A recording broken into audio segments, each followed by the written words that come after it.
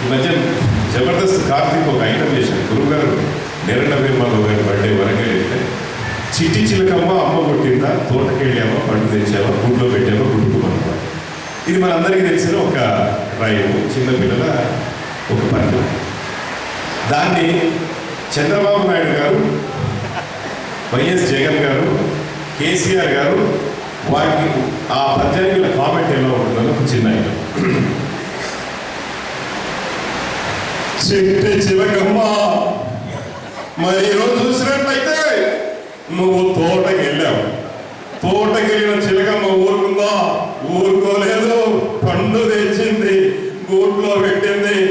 గూట్లో పెట్టిన చిలక ఊరుకుందా బాగుండేది, దాని గుడుక్కులో నెంగింది, దాని గొంతులో ఇరుక్కుపోయింది. మరి ఏం కంగారు పడాల్సిన అవసరం లేదు. ఎన్టీఆర్ ఆరోగ్య రక్ష పథకం కింద ఈ చిట్టి చిలకమ్మకి ఏం చేయాలో చేస్తామని తెలియజేసుకుంటూ జై జన్మభూమి, జై తెలుగుదేశం. వైఎస్ జగన్ గారు దీన్ని స్పందిస్తున్నారు. అమ్మా చిట్టి చిలకమ్మ, ఈ దుష్ట పాలనలో, ఈ రాక్షసమైనటువంటి పాలనలో కనీసం నీకు ఒక పండు తినేటటువంటి అర్హత కూడా లేదని నేను అడుగుతా ఉన్నా. ఈరోజు చిట్టి చిలకమ్మ ఏం చేసింది? తోటకెళ్ళింది, ఏదో ఒక పండు తిందామనుకుంది. ప్రభుత్వ పెన్షన్ అడగల చిట్టి చిలకమ్మ, దానికి ఆకలేసింది.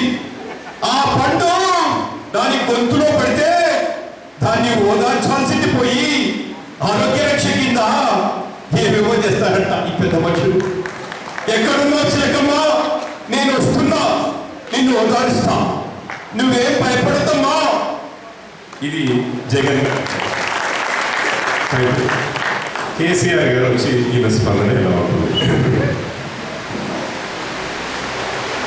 చూడనికే చిట్టి చిలకం ఇది ఏం చేసింది?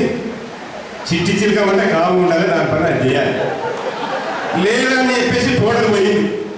తోటకు పోయి ఏం చేసింది? పండు తెచ్చింది. ఆ పండు ఎక్కడికి వెళ్ళి తెచ్చింది? తెలంగాణ తోటకి వెళ్ళి తెచ్చి ఏడబెట్టింది, ఆంధ్ర గుడ్లో పెట్టింది. ఇదే పద్ధతి ఉందని అడుగుతున్నాను. పోయి ఏం చేసింది? గుడుకున్న వెంగింది, గొంతు కట్టబడింది. నాకు వచ్చింది పరిశ్రమ. Thank you.